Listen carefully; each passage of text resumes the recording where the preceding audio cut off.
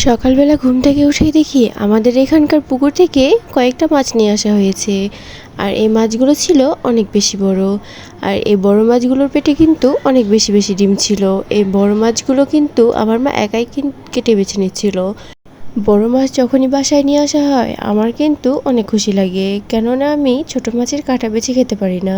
তো এই মাছগুলো আমার মা একে একে কেটে নিচ্ছিল, আর আমি তো বসে থেকে দেখছিলাম। আমি আবার মাছ কাটতে পারি না, তাই কেউ যদি মাছ কাটে আমি বসে বসে দেখি আর কিভাবে কাটছে সেটাই খেয়াল করি।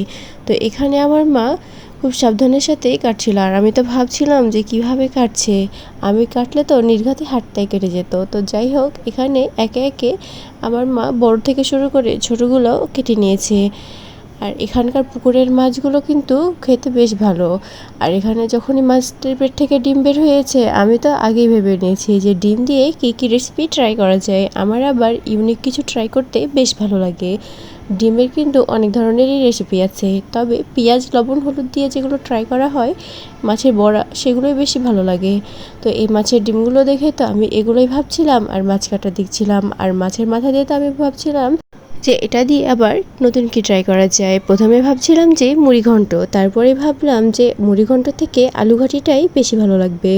তো একে একে কিন্তু আমার মায়ের সব মাছগুলো কাটা হয়ে গিয়েছে, আর এখানে কিন্তু পোটলা করে করে রেখে দিয়েছে। আমার মা কিন্তু একেবারে সাংসারিক একজন মানুষ, কয় পিস করে রেখেছে সেটাও দেখা যাচ্ছে।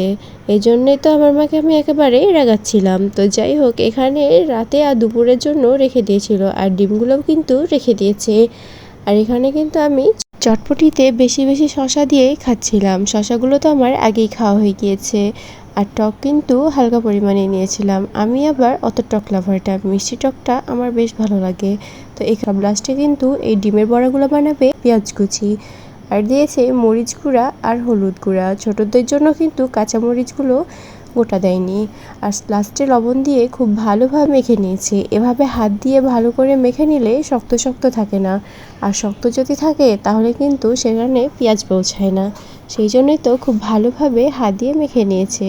তারপরই তো একটা পাত্রে তেল গরম করে নিয়ে এগুলোকে বড়া আকারে ভেজে নেবে, সেই জন্য তেলটাকে খুব ভালোভাবে ভেজে নিয়েছে। আর একে একে ছোট ছোট করে বড়া আকারে দিয়ে নিচ্ছিল।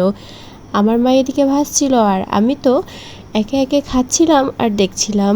এই গরম গরম বড়া খেতে কিন্তু বেশ ভালো লাগে। তো এভাবে কিন্তু কয়েকবারেই ভেজে নিয়েছে। আর অনেকগুলো বড়া তো আমি সেই জন্য ভাজতেও বেশ সময় লেগেছে। আর আমি তো সেদিন ভাতে থেকে বড়ই বেশি খেয়েছিলাম। তো এগুলোই ছিল আজকে সারাদিনের ভিডিও। আপনি সবাই ভালো থাকবেন। আল্লাহ হাফেজ।